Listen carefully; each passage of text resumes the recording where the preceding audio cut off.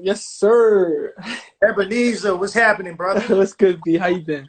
I'm good, man. Welcome to the Making Plays Convo. And really, we're just going to be talking about the plays that you were making before everything went crazy, what you're doing Yes. now to adjust, and what you're going to do once all this is over. And hopefully, it will be over soon. But I always got to ask, how are you and your people doing? Uh, I lost family a member to this whole situation, so it's a bit Oh, man. crazy right now. Sorry to hear But that, bro. no, it's all good, B. I mean, it's just a crazy time for everyone. So my heart goes out to everyone who is like suffering through this pandemic as well. We Yeah, can only just hope and pray that everyone just stays safe. absolutely. Absolutely. How are you guys dealing with it over in the UK? I mean, the UK, it doesn't really seem like people are like taking heed to the message of social distancing. You still see people at the park running around in Mm. groups of 6, in groups of 7. And I just don't understand. It's never serious until it happens to someone close to you, and then you take it seriously. But by then, it's too late. So I just feel like we should retort heavily that this is a serious issue. Like, let's take this serious and try and stay safe as much as possible. Facts. When did you personally start taking it seriously? I'm asthmatic, so as soon as I heard about it, I was like, oh, I'm taking it seriously because they said that I'm one of the people who are at high risk. So I was like, oh, I'm not taking no chances. I'm staying away from everyone, like gloves, Right. and I just trying to stay safe. But I've been living this quarantine life like before this quarantine thing started. Like my everyday life is quarantined. I wake up, walk the dogs, and then go studio. And the studio's in my backyard. Got a jacuzzi, gym in the backyard, and a studio. Oh, so you tell Hey, hey! I don't play no games. ain't nothing wrong with that. Well, I know before everything got crazy, you were definitely making some dope plays. You had that Bad Romantic 2 that just dropped in the beginning of March. Yes, Uh, sir. what else were you working on before the pandemic started? I was working with Ty Dolla $ign. I was working with Danny Lay. I was working with Mahalia. I was working with Ashniko. I was working with I was just working with a bunch of people that I admire and that I really, you know, think are dope musicians. So I was in a row. I was in a row, and then pandemic was like, yeah, listen about that. You might want to take a chill pill. so So, so so were you over in the UK before everything got started? Or were you? I saw you was over here doing some stuff too. yep, I was in LA. I was in LA enjoying myself. The weather was nice. It wasn't raining. I could wake up and I could just smell the fresh air. But I had to run back because you guys don't have free healthcare. So I was like, well, I know for a fact London's got free healthcare, so I'm not taking no chances. I'm not getting. They said that London's going on lockdown. All British residents must come back home. So I was like, okay, I'm not taking no chances because I know I have free healthcare in London. And if, God forbid, I get ill or sick in America, I'm going to get slapped with a heavy bill. I was like, I'm going to catch a flight. I'm out. I'm sure there was plenty of us that was trying to run over there with you for that free healthcare and stuff, man. I That's mean, something. That's it's something not that too we're late. I definitely mean, trying to deal with over here. Hopefully, we'll be able to deal with it in this upcoming election. But I crossed. gotta congratulate you, bro, because flaws and all, not only did it crack the top 40 on the US urban charts, I looked this morning. You're at number 29 with a bullet, bro. It's crazy. It's crazy. It's crazy. I don't know what to say. Like, honestly, I'm so fortunate, and I feel so blessed to be in this position. I shout out to my team because they really believed in me and they really supported me. I was like, yo, we're gonna go hard for floors because we believe it. My manager especially, because I was kind of sleeping on floors. I was like, yeah, I love it because it's my baby. I made it. I wrote it myself. I produced it myself. I recorded it myself. I mixed it myself. So it was my baby. It was like my child. But my manager was like, no, trust me, this is the one. And I was like, nah, it's not. He's like, yeah, it is. And I was like, are you sure? He's like, trust me. And then I was like, all right, cool. I'll let you have it. and it's been doing well since. It's #4 on Shazam's Yeah. Discover. I think it's 18 in Pandora's chart now. Oh, you move it. Yeah. Oh, yeah. Look at you. Look at the upstairs. No, because you know what it is, like my friends and that my manager, they be sending me updates. I never pay attention. Once the record is out, I let it go. I let go of all the attachments to it. I'm just like, let me just focus on promoting the track and, doing the best I can. But they just keep sending me updates like, yo, you're number 18 in the charts. And I'm like, It's moving, bro. There's a lot of stations that's adding it right now. And I got to give you props because I did 12 years in radio, and it's hard enough just to get a song on radio, let alone get into the top 40, get into the top 30 where you're at right now. And it's probably 2 or 3 times harder to do it for somebody that's not even from this country. For real. Yeah. So how do you think you were able to break through? It's crazy because I was watching a discussion that DJ Academics and his co-conspirators on their show, The Struggle, were talking about how it's difficult for UK artists to break through to America because of the language barrier. But when I sing and when I rap, you can't tell I'm from London. I couldn't tell when I first heard you. Yeah, until I open my mouth and I start talking, you realize, oh, hold on a second, you're not from here. I'm like, yeah, nah, I'm from London, baby. Like, what do you mean? Like, I'm from London, darling. What do you mean?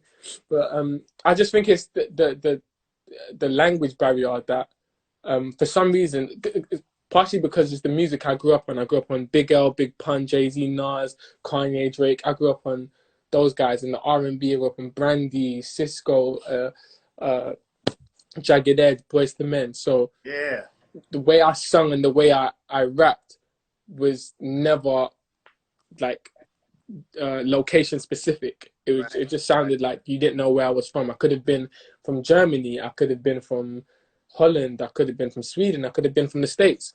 So yeah, I think that definitely played a part. It wasn't intentional. It's just the way I sing. When I talk, I'll Hey, you just put some game up for some other overseas artists. Yeah. So, you might just need that universal sound to appeal to everybody. So that's some good game right there. You brought up Nas. I know Nas and Kanye were 2 of your influences that got you into music. What was it about them that really inspired you? With Nas, it was that album, Illmatic. It ain't hard to tell. I excel to prevail. Listen, that album is insane. And then with Kanye West, it's everything, the whole package. Like, he writes, produces, like, to an amazing standard. And that College Dropout album, I was like, I'm doing music. I heard that College Dropout, I was like, I'm doing music. I personally think My Dark Twisted Fantasy is the best album of all time. Yeah. That College Dropout changed a lot of people's lives. Yeah. For real. Let's get back to oh, that's your dog right there? Yeah, I don't know what he's doing. He's trying to bite me. He wants to play. Let's get back to that Bad Romantic 2. Now, you dropped it like a full 2 years after Bad Romantic 1. Why the gap? The gap was because I was doing everyone else's project. I was writing and producing everyone else's stuff. I kind of took a back burner on mine. I managed to get Billboard #1 with a group called Super M, a Korean boy band. The album went #1. Then I was working with a bunch of my other friends. I was doing features here and there just, to just because I could. But I was busy writing and producing everyone else's stuff. And then someone hit me and was like, yo, are you going to get a Bad Romantic 2 or not? And I was like, oh, shit. I was like, yeah, hang tight. Okay, I'm coming. Give me some time. I'm going to get it ready. Everyone kept hassling me. And what I started doing, I started leaking music online. And then everyone started hitting me with okay, we need BR2 now, please, thank you. I'm like, okay, I get it done. And then, I did. Now, do you really feel like you're a bad romantic? Because on Flexible, you were saying all the right things that the ladies want to hear. I think most ladies, they want a flexible guy that's going to accommodate and work around them. Mm-hmm. I would say I'm a bad romantic. With flexible, I was saying like, look, I understand that you keep complaining about one thing, one of my major shortcomings, which is time management. And I'm never free. I'm always working because number one, I love what I do, and I do a lot, not like a normal artist would do. I write, I produce, I mix, I record. So I'm having to do that for myself and others. So this time I have free now. I'm saying, look, I can be flexible. Like I've cleared my whole schedule. So if I'm flexible, the least you could do is show me how flexible you are.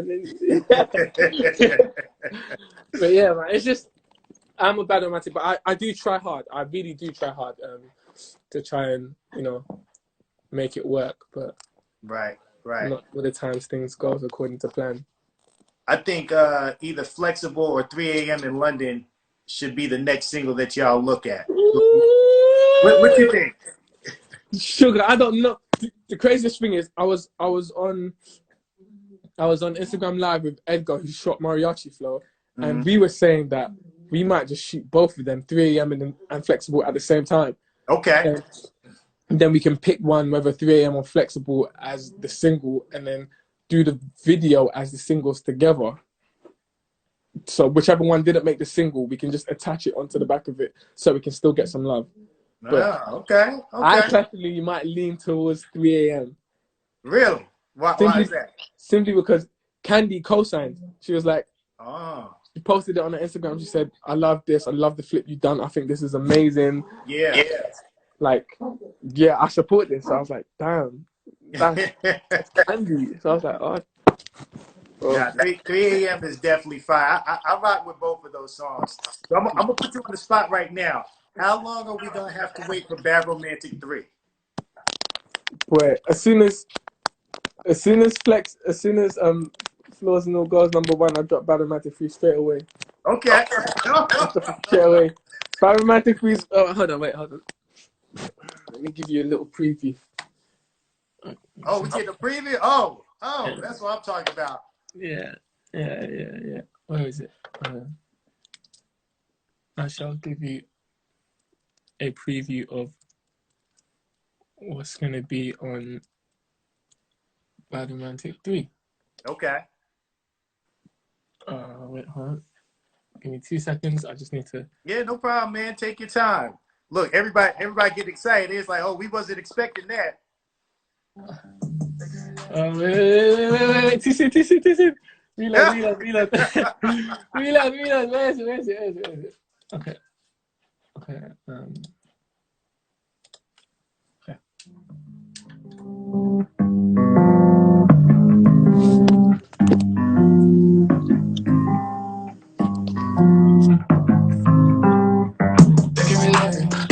We need to know what the never would cash. I don't want to wait.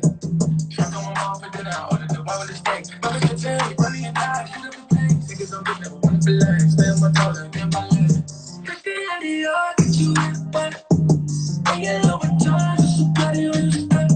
No, ain't no bad in the internet. Fuck with a nigga like me. Yeah. What you wishing now? Yeah. You like what it sounds like. Woo! Y'all better throw some hearts up for that one. Yeah, so there's stuff in the pipeline. Bad Romantic 3 is almost ready because as soon as I'd done Bad Romantic 2, I was like, yo, I want to put out Bad Romantic 3. The manager was like, just let your tracks live. I was like, yeah, I need to enjoy this journey first. But because of this quarantine session, I've done Bad Romantic 2.5. Oh, wow. Basically, on Instagram Live, every Sunday, I'll make a new song from scratch. Yeah. I'll write it, produce it, mix it within the hour, and then I'll upload it onto Instagram. So far, I have 6 songs. I've been kind of doing, sometimes I've been doing 2 songs in one. So, yeah, I just called it quarantine session, which is like, it's going to be Bad Romantic 2.5, and I might just drop it out and be like, here you go. That's hot right there, man.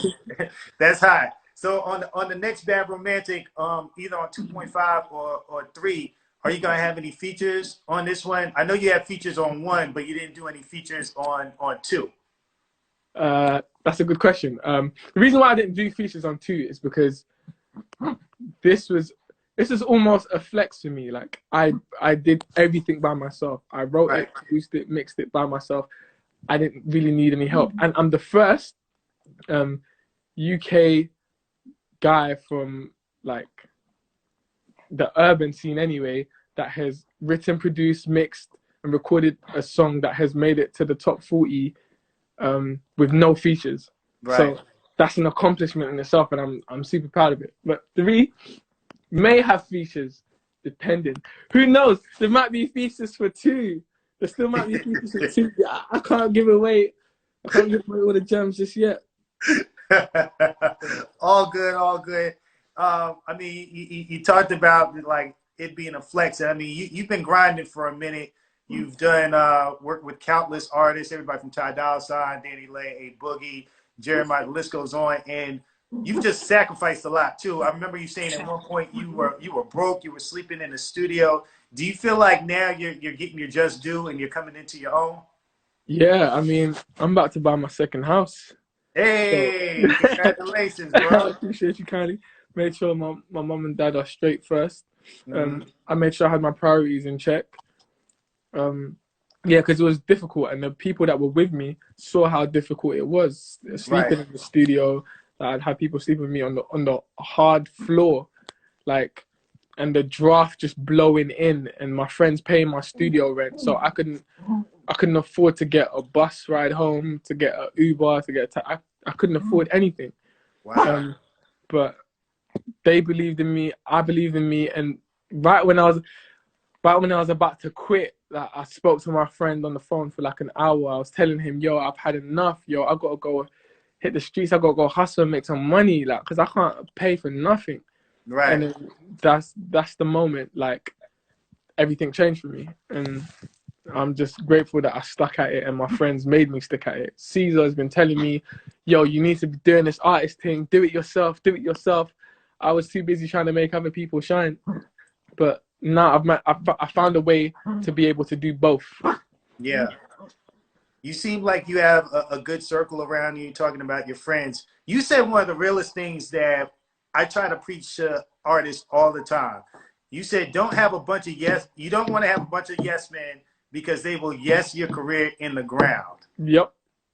But, why why do you think artists still have like a bunch of yes people around them, or just crews that tell them everything is great, and why don't you want that? I think it's partially due to insecurity.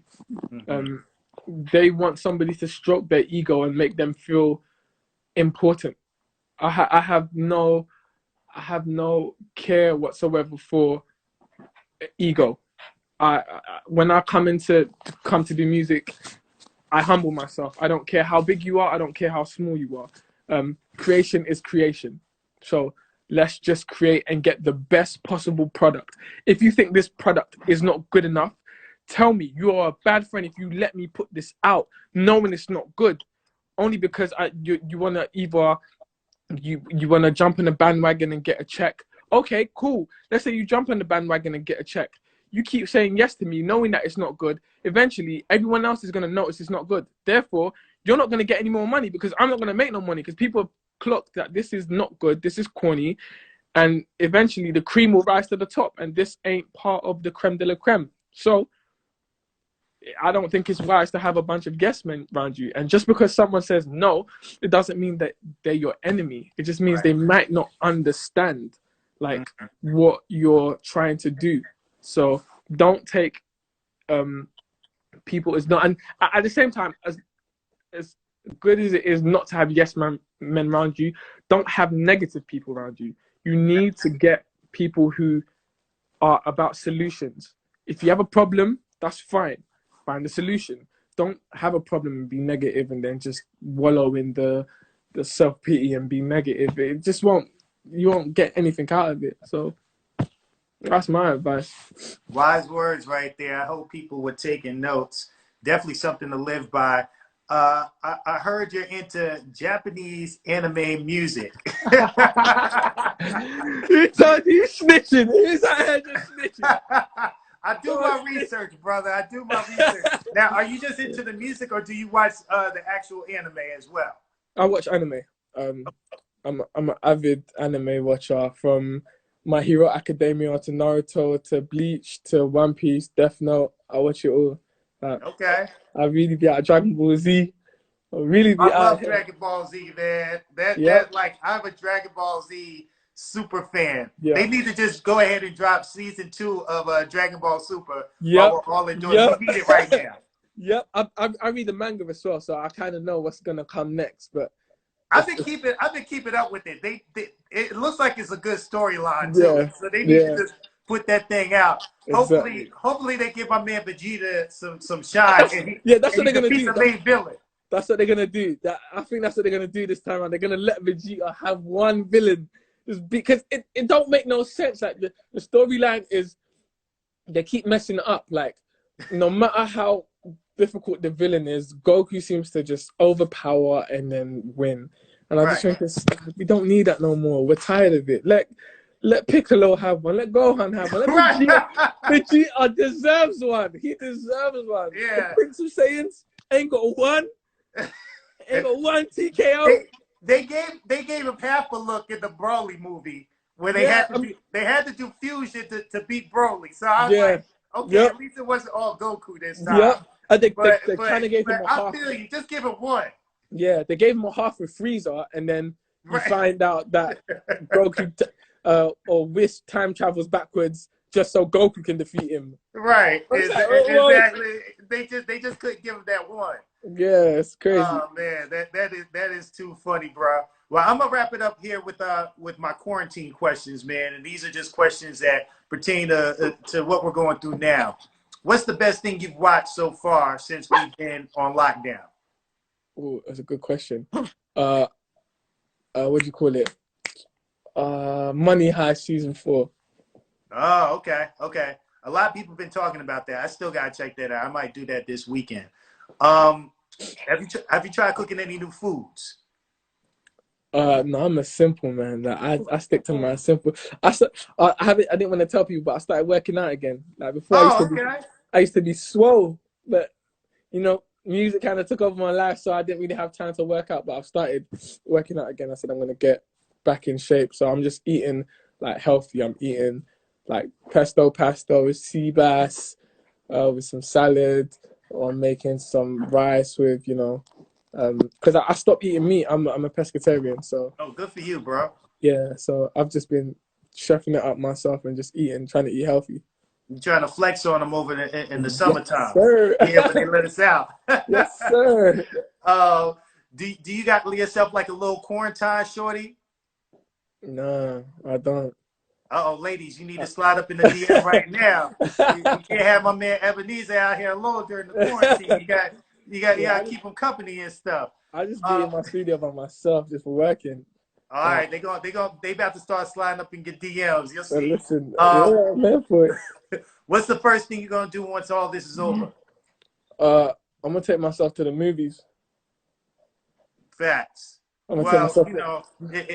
here in Atlanta, where I'm at, our governor thinks it's a good idea to open up the state. So he's letting people go back to the movies next week. Right, exactly. That's how we all look at it. Like, you try to kill us off, ain't you? Right. I mean, So, I was in Atlanta for 3 months. I love Atlanta. It's an amazing place, and I need to come back as soon as possible. But as far as that logic goes, I don't understand it. oh, he's getting fried. They're frying him out here, man. I'm gonna get you out of here on this last question, my brother. This has been an awesome conversation, by the way. What advice would you give to people during this time, especially since so many people are losing their jobs, they're in fear, they don't really know what to do or what's going to be next? What advice would you give to people? Um, the advice I would give to them is, we are human, so it's okay to be afraid of the unknown. Um, that's just it's a human thing. My advice I would give to them is start planning and taking measures to be able to operate and move after this quarantine is over. Okay, I understand you may have lost your job.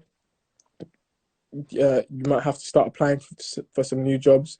You might start investing in that idea that you had that you never really had time to sit and work on because you was always working.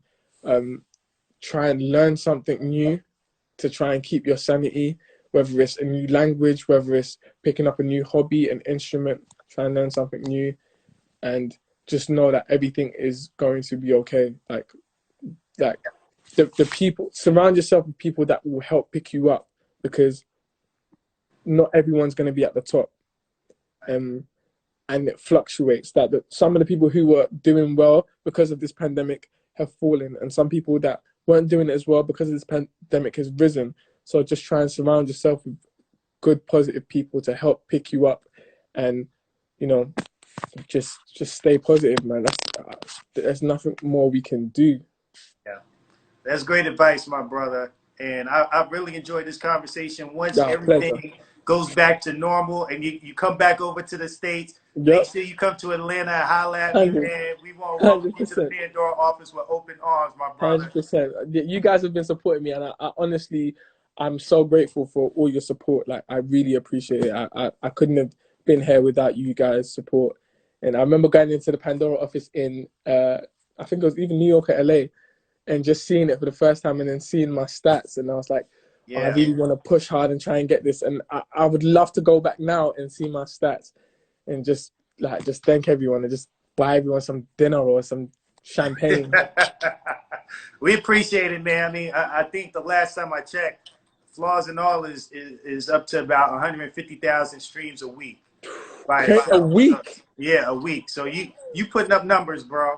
Woo! Numbers don't lie. Numbers don't lie, my man. Numbers don't lie. So I appreciate you, man. Be safe out there. Let's keep in contact. And like I said, once everything opens up, please holler at us. 100%, bro. My man. Love, man. Man. Love, man. Take it easy.